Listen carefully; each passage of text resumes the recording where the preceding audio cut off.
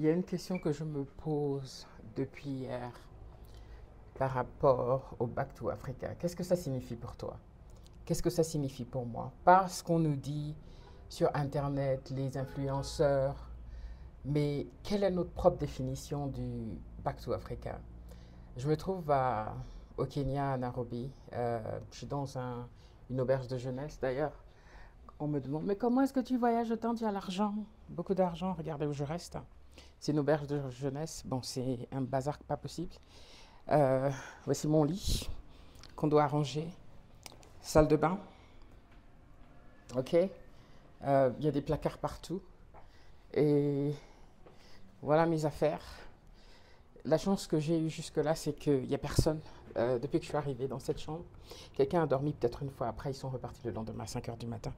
Donc voilà, comment est-ce que j'arrive à voyager? Parce que ça coûte 10 $ la nuit. Et que si je me permettais d'aller dans des grands hôtels, je ne pourrais pas. Et puis j'emmène mon café, mon thé, etc. avec moi. J'ai quoi? Thé, café, dans ce petit sac. Donc d'ailleurs, je vais aller me faire un café et on va continuer cette discussion. J'espère que vous allez m'entendre parce que l'endroit est assez bruyant. Comme vous voyez, il y a une salle où on peut se relaxer, s'asseoir. Je mange là. Il y a la même chose en bas, parce qu'il y a 2 étages, je crois. Puis là, c'est une table pour manger. Il y a également cette pièce. C'est une grande maison qui a beaucoup de potentiel, mais c'est pas bien aménagé. Non, pas bien entretenu. C'est un tout jeune qui a ce truc, 28 ans. Et d'ailleurs, ça, c'est une autre opportunité de business que j'avais pas considéré. Donc, la cuisine, on va se faire un café, on va continuer cette discussion. C'est pas conseillé de boire l'eau au Kenya. Donc, j'ai mon eau en bouteille. Et donc, je vais me faire du thé. Faire chauffer de l'eau pour du thé. Du café ce matin. Donc, on va en mettre un peu. Assez pour une tasse de café.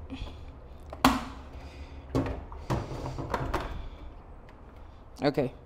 La seule chose dans les auberges de jeunesse, c'est que tout le monde s'est partagé. Et il y a des gens qui foutent du bazar. C'est une Chinoise qui est ici, qui abandonne sa nourriture partout. Elle finit de manger, elle abandonne son plat avec toute la bouffe, elle ne nettoie rien. Et pourtant, c'est écrit de nettoyer après soi, parce qu'ici, on partage. Bref, ok, on va continuer sur le sujet. Du Back to Africa. Continuer sur ce sujet du Back to Africa. Qu'est-ce que ça signifie pour toi? Depuis que je suis en train de voyager en Afrique, j'ai quitté la Tanzanie après toutes les manifestations, je suis maintenant au Kenya. Même la sécurité au Kenya se ressent. Je devais aller hier à Kampala et Internet me sert une explosion à Kampala. Et pour aller à Kigali, il faut passer par Kampala puisque je voyage par la route. Les transports, les vols inter-Afrique, comme on le sait, est ridiculement cher. Hier, je m'étais posé la question de est-ce que je dois rester, continuer ce parcours que j'ai décidé, beaucoup de bruit. Est-ce que je dois continuer ce parcours que j'ai décidé de faire et visiter tous ces pays-là, ou est-ce que je dois écouter mon instinct qui me dit de partir? C'est peut-être pas le bon moment.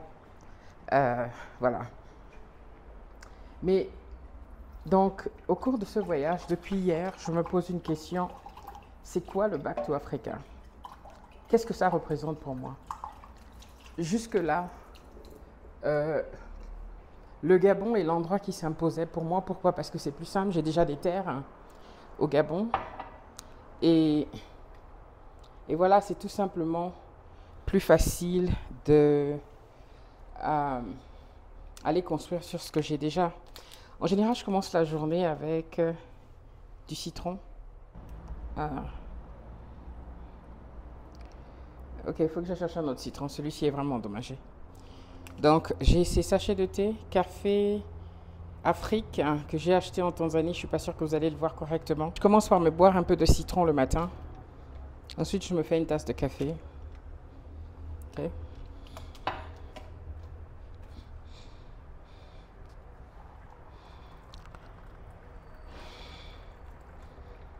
Voilà.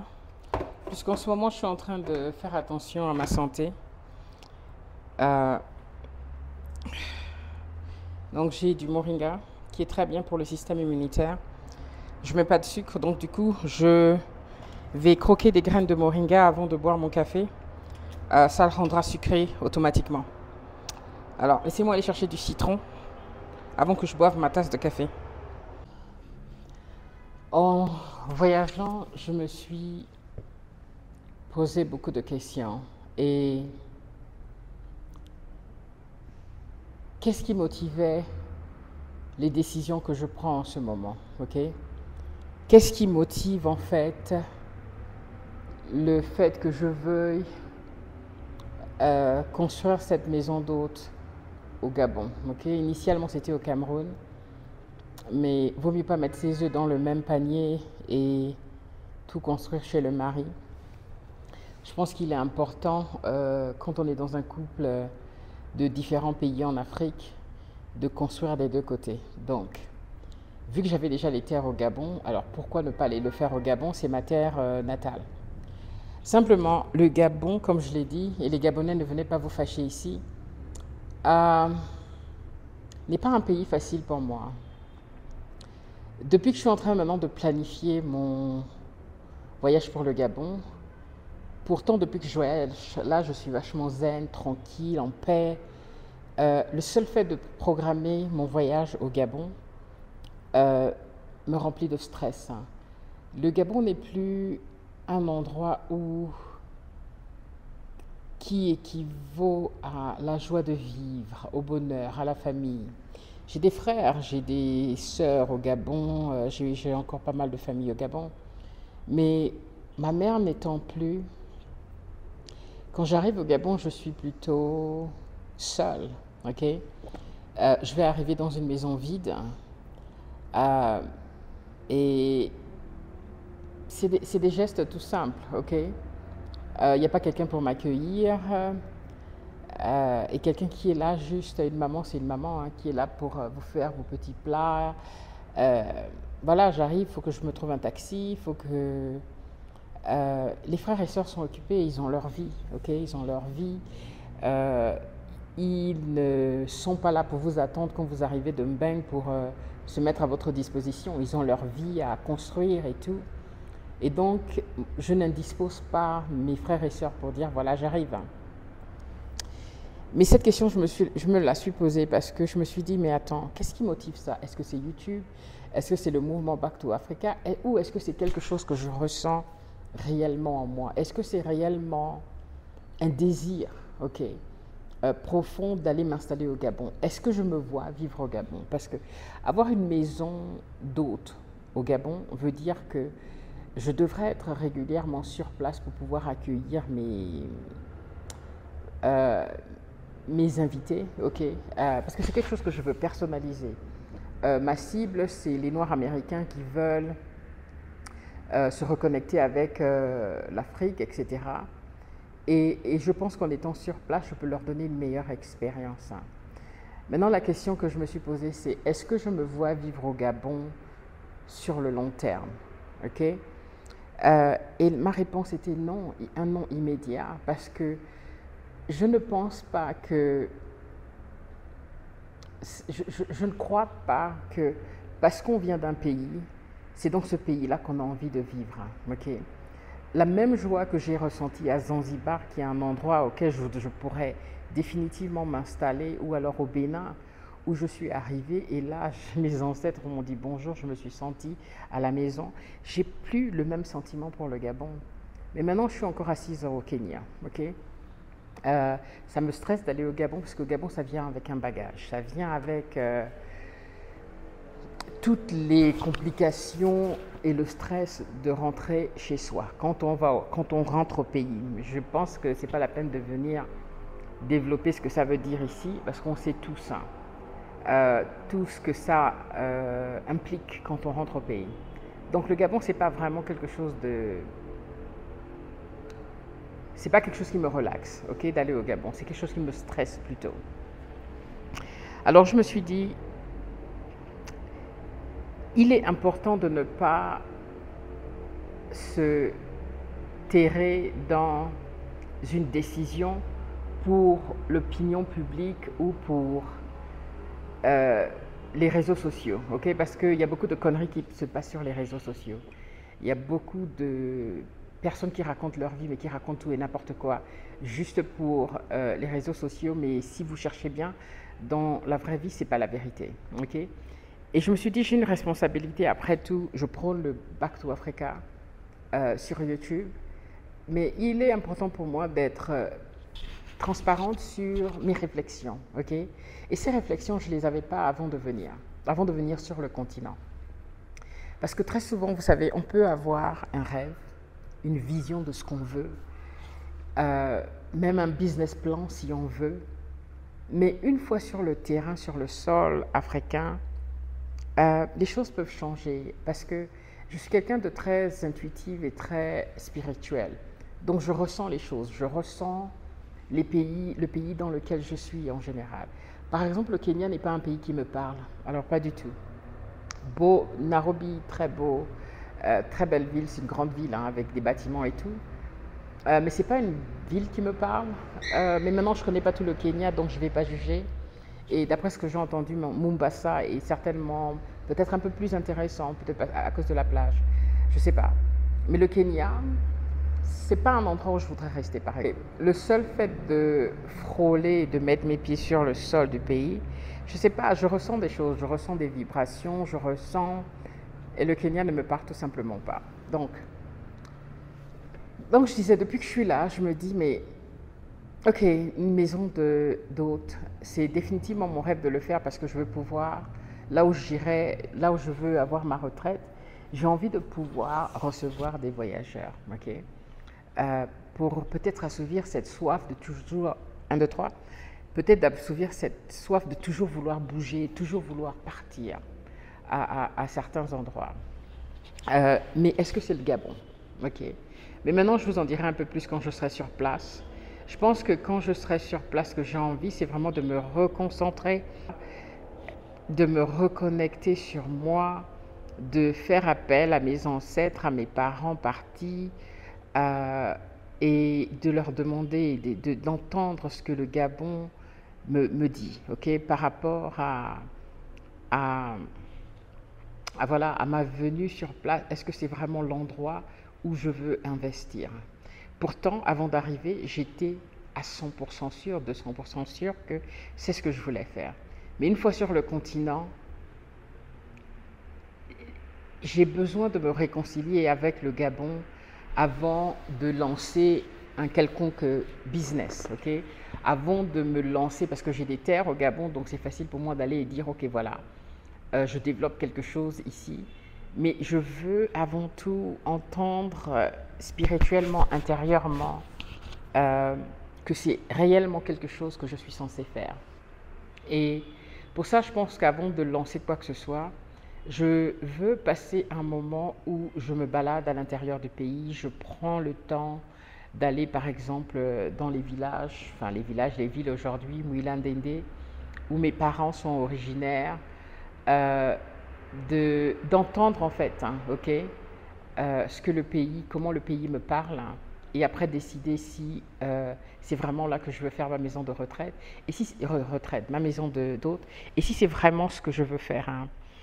Posez-vous les bonnes questions, ne vous laissez pas influencer par les influenceurs, même pas parce que moi je dis si tu écoutes cette vidéo.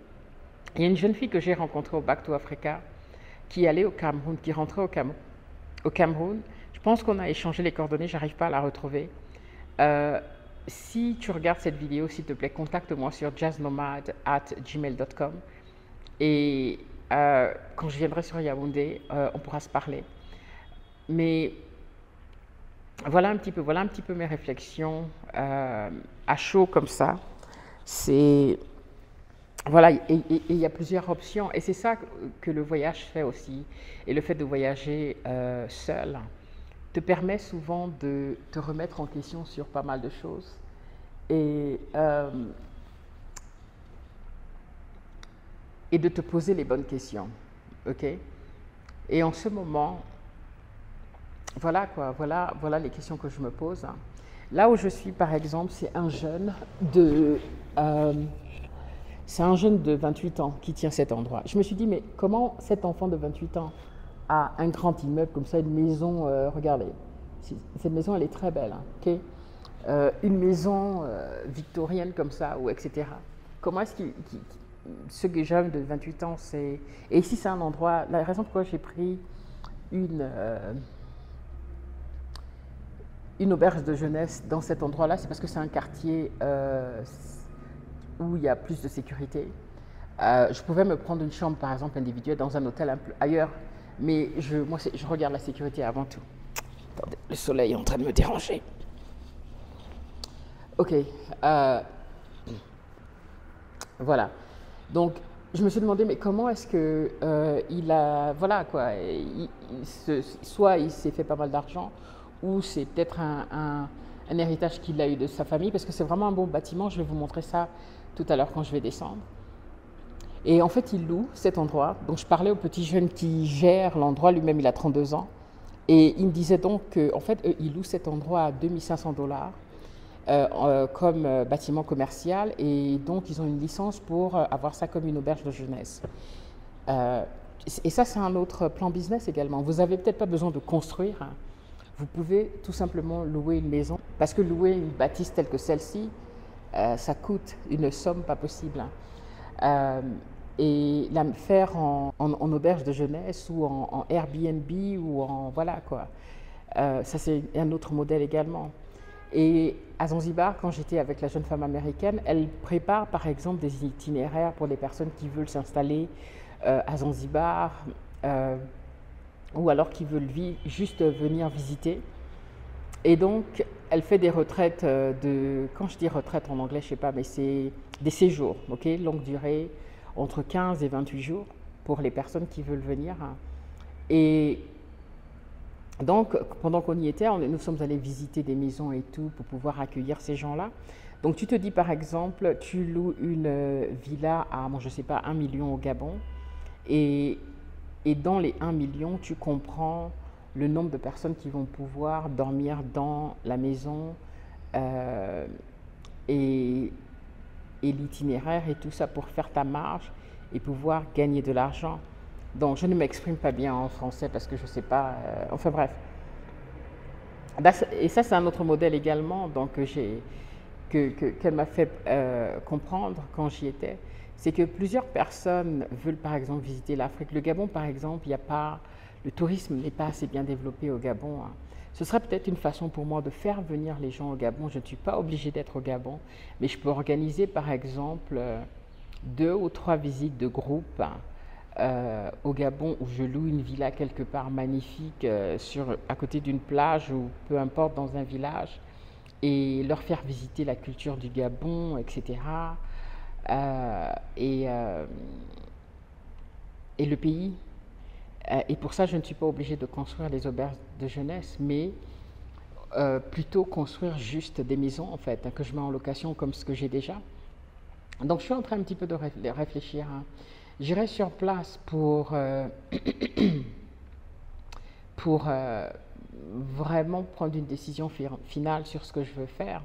Mais la manière dont ça se dessine dans ma tête, si j'écoute réellement mon cœur et si j'écoute le sentiment très fort qu'il y a en moi, c'est d'aller au Gabon. Les terres que j'ai, c'est de construire des studios, ok, tout simple, comme j'ai vu à Zanzibar. C'est 2 longs bâtiments, par exemple, en bas 5 chambres, en haut 5 chambres. Tu fais louer ces studios-là, tu auras beaucoup plus d'argent et moins de tracas de te faire prendre la tête à faire, par exemple, du Airbnb que tu dois, même si tu peux gagner plus d'argent avec le Airbnb, mais bon, si tu n'es pas sur place, il y en a qui peuvent le faire. Moi, je préfère pas. J'ai essayé. Il faut le standard en fait. Hein, le Airbnb marche sur la réputation, ok. Mais je ne fais pas confiance et je n'ai pas suffisamment de personnes sur place pour dire voilà. Ou d'agences qui peuvent gérer mon Airbnb et je suis sûre que les draps seront propres, la maison sera arrangée. Donc, j'ai pas envie de me prendre cette tête. Honnêtement, je suis juste quelqu'un qui aime la facilité, la simplicité. Et donc, je me dis peut-être que ce que je vais faire au Gabon à la fin, c'est juste construire des appartements que je mets en location, comme ce que j'ai déjà, et quelqu'un gère ça, et basta. Et maintenant, si je veux faire découvrir le Gabon, ben, je peux le faire autrement. Deux options, tu loues quelque part, tu fais une auberge de jeunesse, comme ici, ou tu fais des itinéraires et des séjours de visite au Gabon que tu organises et tu viens sur place 1 à 2 fois par an pour conduire ces séjours-là. C'est une autre façon de faire en louant aussi une villa et tu fais comprendre, 1, 2, 3, et tu fais comprendre le prix de la villa, c'est le français ça, et tu inclus le prix de la villa dans le coût en fait que tu charges aux personnes. Donc il y a plusieurs modèles. La raison pour laquelle je voulais vous dire ça les gars, c'est que écoutez votre cœur. La vie est courte, hein, maman, la vie est courte. Ne vous obligez pas à faire quelque chose si votre cœur ne vous parle pas. Ok? Et c'est pourquoi je me suis dit, faut que je fasse cette vidéo et que je vous parle. Parce que oui, je vous ai dit, il faut aller investir, mais ça veut dire quoi le Back to Africa? Okay? Il y a une jeune fille qui avait posé la question en disant, mais ceux qui parlent de Back to Africa, ils sont en Europe. Hein. Pourquoi ils sont en Europe? Ça ne veut rien dire. Hein. Est-ce que le Back to Africa veut forcément dire qu'on doit tous être installés sur le continent? Pour ma part, hein, après réflexion, je pense que mon mari et moi, on a fait 10 000 fois plus que beaucoup qui sont assis derrière les bureaux ou derrière les ordinateurs qui parlent du Back to Africa mais qui n'ont jamais agi. On a acheté la terre en 2008. On a conduit des business entre 2008 et même 2020 à 2022, bien que maintenant la plantation est en stand-by.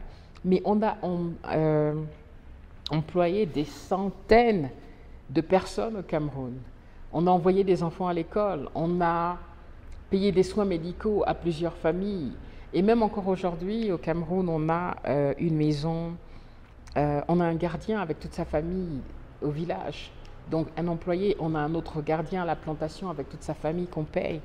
Il y a aussi un gardien à Yaoundé. Donc on continue à avoir des employés et à investir à notre façon en Afrique en créant ces emplois-là pour des personnes. Et c'est pareil pour le Gabon. J'ai plusieurs maisons au Gabon et je crée du logement également pour des personnes au Gabon, des logements affordables, logements à prix compétitif, on va dire, ok? Et c'est certainement aussi ma façon d'investir en Afrique. Mais est-ce que ça veut dire que je ne peux pas être dans le monde à voyager comme je le fais? Est-ce que ça ne veut pas dire que je décide d'aller m'installer 6 mois au Mexique ou en Thaïlande parce que j'ai envie de le faire, parce que ce que je cherche avant tout, c'est la paix intérieure? Est-ce que ça veut dire que je ne suis pas une enfant de l'Afrique ou alors que je suis une vendue parce que je ne suis pas à 100% assise au continent? Et pour être honnête, je ne me vois pas, je ne pense pas que je serais quelqu'un qui puisse être assise au Gabon, en Afrique ou où que ce soit, à vie, ok? C'est-à-dire que je suis là-bas 24/24. Je suis une voyageuse dans l'âme, ok? Jazz, nomade, ok? Nomadique, je pense que je suis quelqu'un de nomade et que j'ai besoin d'être à différents endroits. Donc, l'Afrique, tu ne peux pas enlever l'Afrique d'un Africain, l'Afrique sera toujours en moi. Mais voilà, je suis en Afrique quand j'ai envie d'être en Afrique. Et j'ai justement ce luxe, ok, de pouvoir être en Afrique quand j'ai envie d'être en Afrique. Et quand j'en ai marre et que je veux aller ailleurs, je vais ailleurs. J'ai cette possibilité. Et il n'y a rien de mal à cela, ok? On n'est pas tous des militants, ok? On n'est pas tous, il y en a qui seront là, qui vont se battre qui vont mettre leur vie en danger pour nous aider à avoir une Afrique meilleure, comme Kémy Séba, Nathalie Yamp et plein d'autres, ok? Je parle des gens actuels aujourd'hui qui se battent pour avoir une Afrique meilleure, ou alors Ibrahim Traoré, etc. On n'est pas tous des Ibrahim Traoré. Et il n'y a rien de mal par rapport à ça. Et c'est le message que j'essaye de vous donner depuis longtemps, que de la même façon qu'on ne veut pas tous être des personnes qui construisent de grandes entreprises pour développer l'Afrique, chacun peut développer l'Afrique à son niveau. J'arrête pas de vous le répéter. Et c'est quelque chose que je me dis à moi-même, ok?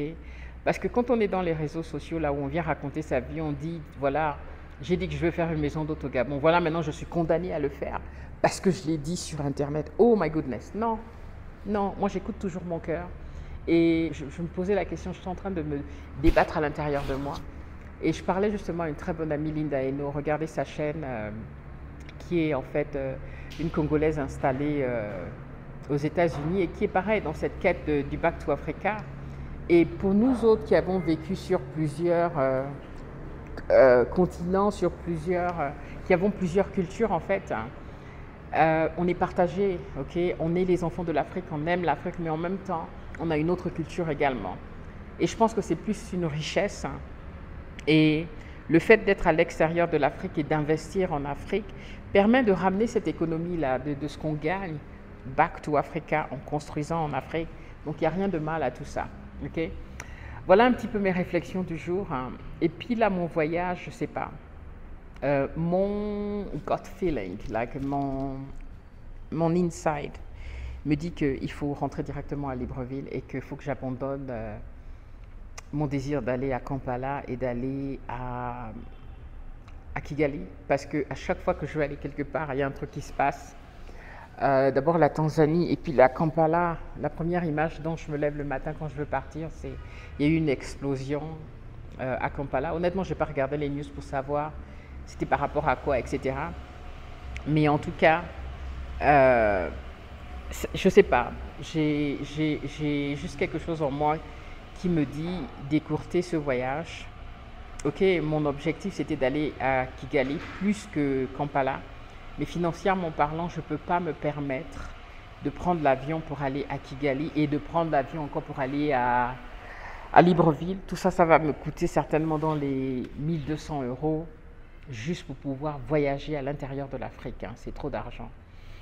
Donc du coup, je me prends un vol, déjà, je parle d'aller simple, hein, pour aller à Libreville, hein, qui va me coûter entre les 500 et 600 €, rien que pour aller à Libreville, et d'abandonner le rêve d'aller à Kigali maintenant.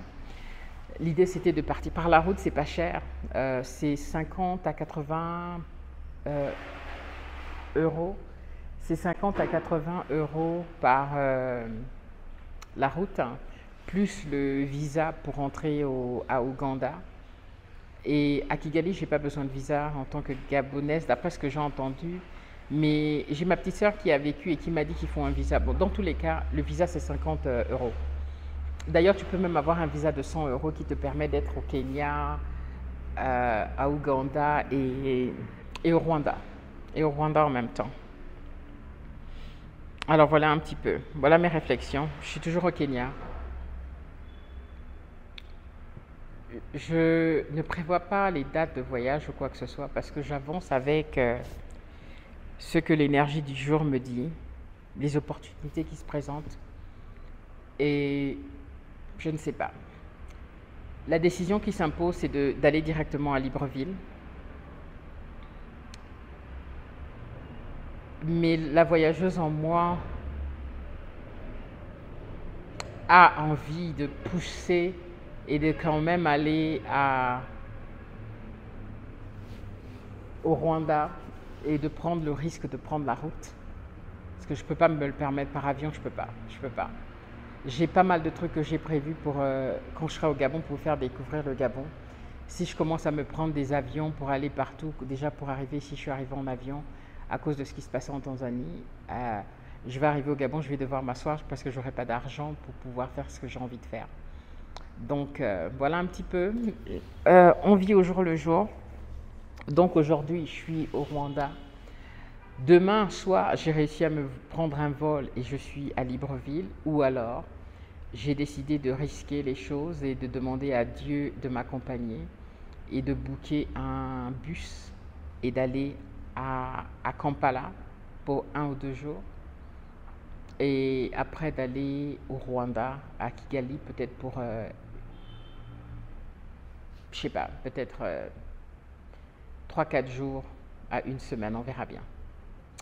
Voilà un petit peu les réflexions du jour. Malheureusement, ce que j'aime bien dans les auberges de jeunesse, c'est des fois tu rencontres des personnes avec qui vous pouvez faire la route ensemble. J'aimerais bien voir s'il y a des personnes qui sont sur le point d'aller à Kampala.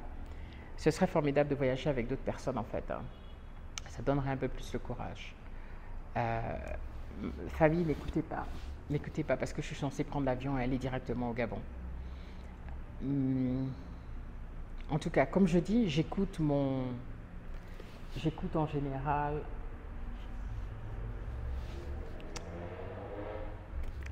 my gut feeling. Je m'écoute en général.